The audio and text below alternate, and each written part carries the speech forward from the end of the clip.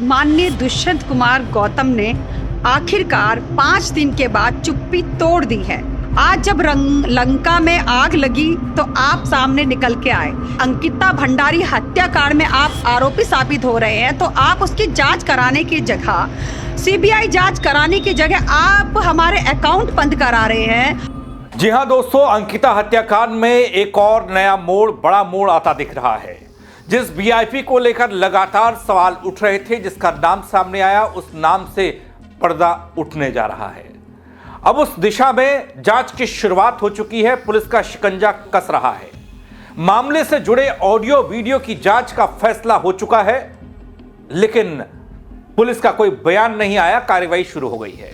आरोप लगाने वाली महिला भी अब पुलिस के रडार पर आ गई। सवाल यह कि क्या इस जांच से उन तमाम शंकाओं से पर्दा उठेगा जिन पर अब तक सियासत होती रही, जिनको पर्दे के पीछे छिपाए रखा गया। खबर विस्तार से आपको बताऊंगा, आप वीडियो को अंत तक जरूर देखिएगा। नमस्कार, पहलाक में पंकज रौतेला, आप देख रहे हैं उत्तराखंड न्यूज। दोस्तों, अंकिता भंडारी हत्याकांड, इस हत्याकांड को हुए 3 साल हो गए। इस पूरे मामले पर से पर्दा 3 साल बाद भी नहीं उठा। एक वीआईपी वाला जिन बोतल से बाहर निकलकर जरूर आया, लेकिन उसके बाद सबकी नजर और सबका सवाल यह कि क्या इस वीआईपी पर से पर्दा हटेगा। इस पूरे मामले पर जब शोर शुरू हुआ दगड़ियों, तब जाकर कहीं पुलिस की नींद भी टूटी और पुलिस के लिए एक्शन करने के लिए दबाव भी बढ़ा, चाहे वो जनता का दबाव कह लीजिए, चाहे फिर कुछ और। लेकिन हां, इतनी खबर जरूर आई, जो एफआईआर दर्ज की गई उस एफआईआर के हिसाब से इस मामले में कार्रवाई की शुरुआत तो हो गई है। अब वीआईपी तक ये कार्रवाई पहुंचेगी, इसकी गारंटी ना पुलिस दे रही है और ना ही मैं दे सकता हूं। लेकिन इन सब के बावजूद सरकार पर एक अलग तरह का दबाव, पुलिस प्रशासन पर एक अलग तरह का दबाव, बीजेपी पर एक अलग तरह का दबाव इस पूरे प्रकरण से पड़ता जरूर दिखा। लेकिन इस पूरे मामले में सच्चाई क्या है, बल उससे पर्दा उठना भी बाकी है। दोस्तों, मैं आपको इस प्रकरण पर कैसे पुलिस की जांच शुरू हुई और कैसे उस पर भी सवाल होने लगे वो बताऊं।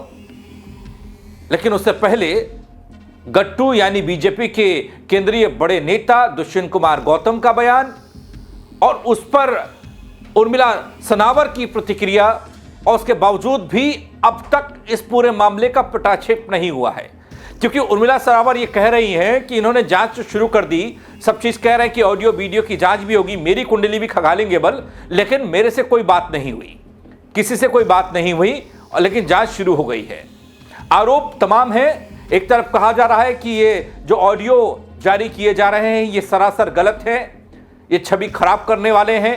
दूसरी तरफ ये कहा जा रहा है, कुछ लोग ये कह रहे हैं कि भाई जांच तो कर लीजिए, गलत है तो जो गलत पेश कर रहा है उसको सजा दीजिए। तो जांच की शुरुआत थोड़ी थोड़ी होने लगी है बल, और शायद लोग ये उम्मीद कर रहे हैं कि उस ओर भी जांच जाएगी जो 3 साल पहले जिस ओर जांच नहीं जा पाई, जिस ओर एसआईटी झांक तक नहीं पाई, उस वीआईपी वाले सेक्शन को छू तक नहीं पाई, शायद उस तक भी जाएगी बल। भारतीय जनता पार्टी के राष्ट्रीय महासचिव माननीय दुष्यंत कुमार गौतम ने आखिरकार 5 दिन के बाद चुप्पी तोड़ दी है कि मेरी किस तरह से छवि धूमिल की जा रही है। उन्होंने आज मीडिया में कहा कि मैं इस पर कार्रवाई करूंगा, मुकदमे करूंगा। आज जब लंका में आग लगी तो आप सामने निकल के आए, लेकिन जब इतने सालों से द्रौपदी का चीरहरण दुशासन कर रहा था, तब आप सब लोग धृतराष्ट्र, द्रोणाचार्य और भीष्म पितामह बन के सब देख रहे थे। मैंने अपने न्याय की गुहार के लिए कहाँ मैंने ठोकरें नहीं खाई, किस किस भारतीय जनता पार्टी के पास मैं नहीं गई, किस किस का मैंने दरवाज़ा नहीं खटखटाया, लेकिन आपने हमारी बात को हल्के में लिया।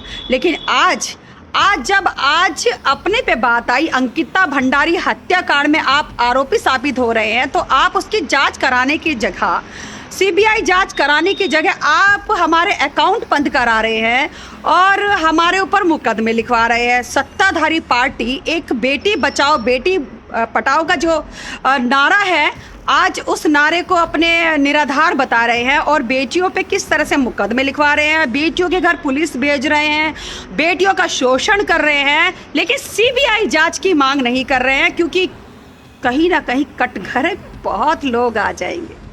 लेकिन सीबीआई जांच तो होगी। जो आरोपी हैं वो कटघरे में तो आएंगे, उन्हें सज़ा तो होगी। मेरे अकाउंट बंद कराने से, मेरी आवाज़ बंद कराने से कुछ नहीं होगा, क्योंकि अब ये जो आवाज़ है ये जनता की आवाज़ बन चुकी, और ये आवाज़ तो जनता जनार्दन की है। आप मेरे कितने अकाउंट बंद कराएंगे, लेकिन क्या आप समस्त उत्तराखंड का आप अकाउंट बंद कराओगे? क्या पूरे देश के अकाउंट बंद कराएंगे? माननीय दुष्यंत कुमार गौतम जी, आप ही से पूछना चाहती हूँ कि जब मैं 1.5-2 साल से आपके यहाँ धक्के खा रही थी, आपको फ़ोन करती थी, आपको सब चीज़ें भेजती थी, तब आप चुप्पी क्यों साध गए? चलो अच्छा हुआ, कम से कम आज आपकी चुप्पी टूटी तो सही। समाज में रहने वाले बहन बेटियों की इज्जत को सर्वोपरि मानते हुए आज तक जीवन के अंदर कभी भी ऐसी घटना मेरे चरित्र को लेकर कभी भी नहीं उछाली गई है। आज बड़ा दुखी होकर मैं आपके सामने आ रहा हूं। जिस प्रकार के कुछ असामाजिक लोग, गलत प्रवृत्ति के लोग जो मेरी छवि को धूमिल करना चाहते हैं, ऐसा प्रयास कर रहे हैं, ऐसे सभी लोगों को मैं आगाह करना चाहता हूं। जिस प्रकार से मीडिया में, सोशल मीडिया में लगातार ये वीडियो चल रही है, ये जहां से शुरू हुई है उसकी इंक्वायरी होनी चाहिए, उस व्यक्ति से तथ्य लेने चाहिए, उस तथ्य की प्रामाणिकता देखनी चाहिए। सब चीज के लिए मैं तैयार हूं, लेकिन जो भी लोग ये भ्रम फैलाने का काम कर रहे हैं, मेरी छवि को धूमिल करने का काम कर रहे हैं, मैं उनको आगाह करना चाहता हूं। इसकी सबकी जांच की जाएगी। वहीं दूसरी ओर दोस्तों, पुलिस की जांच हो रही है। पुलिस की जांच हो रही है। तमाम समाचार जो पत्र हैं, अखबार हैं, वो अलग अलग कॉलम के जरिए छाप रहे हैं कि जांच कैसे हो रही है। जब इस बाबत मैंने कहा कि चलिए कोई पुलिस प्रशासन का बड़ा अधिकारी या फिर जब जांच शुरू ही हो गई तो कोई एसएसपी साहब बोल दे, उससे छोटा वाला बोल दे, कोई सिपाही ही बोल दे, वो नहीं तो डीजीपी साहब कुछ बोल दे, तो मैंने बयान लेने की कोशिश की। लेकिन बयान कोई पुलिस का अधिकारी इस मामले में यह बताने के लिए, कोई और चीज नहीं कि जांच शुरू हो गई है, यह कहने के लिए पुलिस या तंत्र बयान देने से घबरा रहा है। अब यह घबराहट क्या कहती है? दूसरी तरफ कहने वाले लोग यह भी कह रहे हैं कि ऑफ रिकॉर्ड जो बातें होती हैं वो कह रहे हैं, बोल पुलिस वाले ये मामला बड़ा है, इस पर बयान बड़े अधिकारी देंगे, और बड़े अधिकारी ढूंढते नहीं मिल रहे हैं इस मामले में। एसएसपी लेवल के अधिकारी इस पर बयान नहीं दे पा रहे हैं कि हमने जांच शुरू कर दी और जांच किस दिशा में होगी। सोशल मीडिया पर वायरल ऑडियो वीडियो, उसके लेकर देहरादून पुलिस का सख्त रवैया। भाई बात जब पुलिस को कटघरे में खड़े करने की थी तो हमने खड़ा किया, लेकिन अब जांच हो रही है तो पुलिस के कार्रवाई को लेकर भी तो हम बात करेंगे। लेकिन पुलिस की तरफ से बोलेगा कौन? कोई नहीं बोल रहा है। पूर्व विधायक सुरेश राठौर को पति बताने वाली महिला सनावर, वो तो लगातार बोल रही है। ब्लैकमेलिंग, अश्लीलता परोसने और सोशल मीडिया के आपराधिक दुरुपयोग जैसे आरोप लग रहे हैं। ये आरोप लगा कौन रहा है? बीजेपी। और पता है जांच किसकी हो रही है? इसकी, जो मैंने आपको बताया, सोशल मीडिया के जरिए आपराधिक दुरुपयोग की जांच हो रही है कि ये अपराध किया जा रहा है।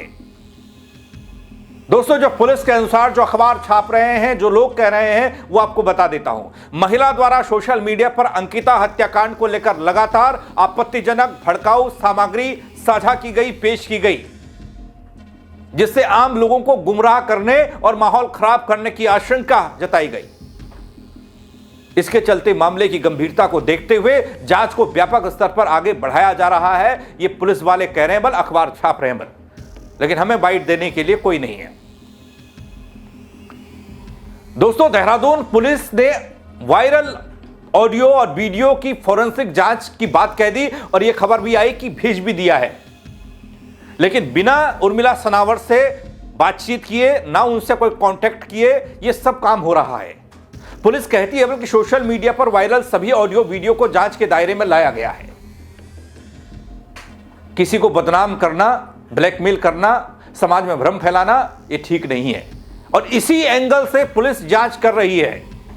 देखिए, मैंने कहा ना, क्या उस वीआईपी वाले एंगल को छुआ जाएगा? क्या उसकी बात होगी? उसका कहीं कोई जिक्र अभी भी नहीं है।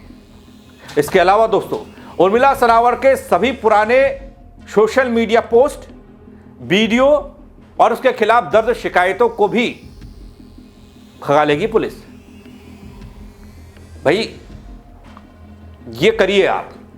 हालांकि जब गुनाह किया है, कोई अपराधी है, कोई गैंगस्टर है, किसी ने कोई चरस गांजा बेच दिया, कोई स्मगलर है, तो जांच होनी चाहिए, कोई दिक्कत नहीं। लेकिन उन सब के बावजूद जब कोई महिला ने कोई बात छेड़ी, कह लीजिए कि हां हो सकता है उसने झूठ परोस दिया, लेकिन उसकी जांच, जो झूठ परोसा गया, क्यों परोसा गया, यह जांचोगे या फिर उसका बैकग्राउंड खंगालोगे?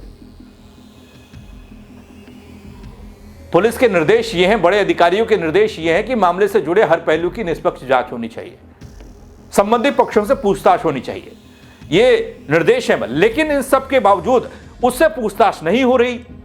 उससे मतलब उर्मिला सनावर से कोई पूछताछ नहीं, वहां तक पुलिस पहुंची नहीं,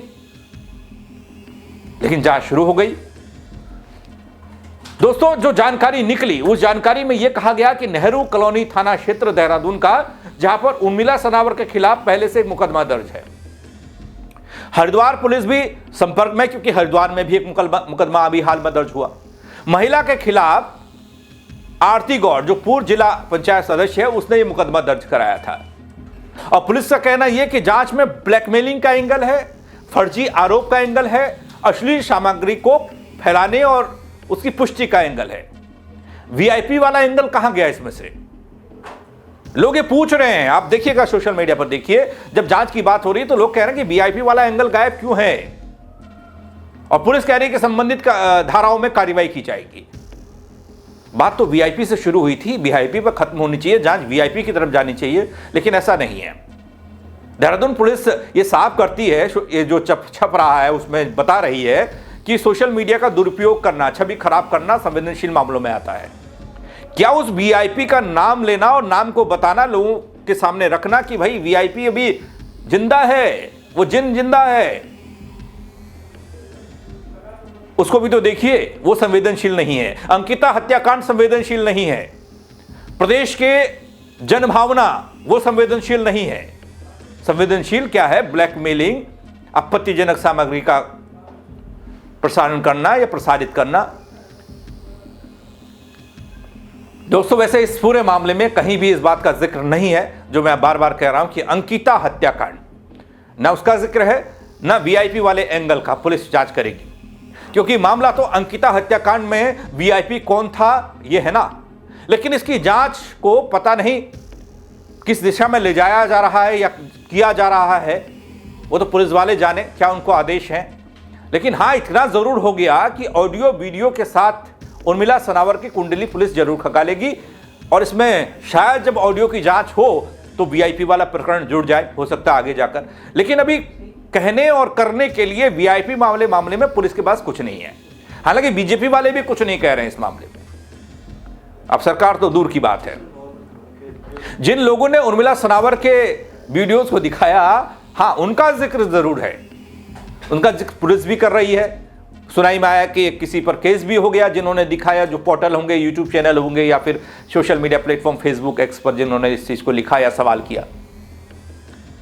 उन्होंने गट्टू का मतलब दुष्यंत कुमार गौतम निकाला, या फिर निकाला क्या, उन्होंने बताया, निकाला तो उर्मिला सनावर ने, बताया उर्मिला सनावर ने।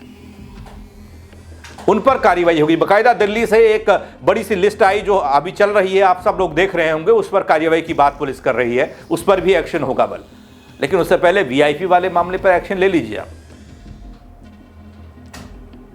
कई नामों की लिस्ट, उस पर आप खंगालने की बजाय वीआईपी वाले प्रकरण पर ज्यादा फोकस होगा, तो शायद जो जनाक्रोश पनप रहा है उसे पटाक्षेप आप कर पाएंगे। लोगों ने सवाल किया है कि अंकिता की हत्या में कौन वीआईपी है।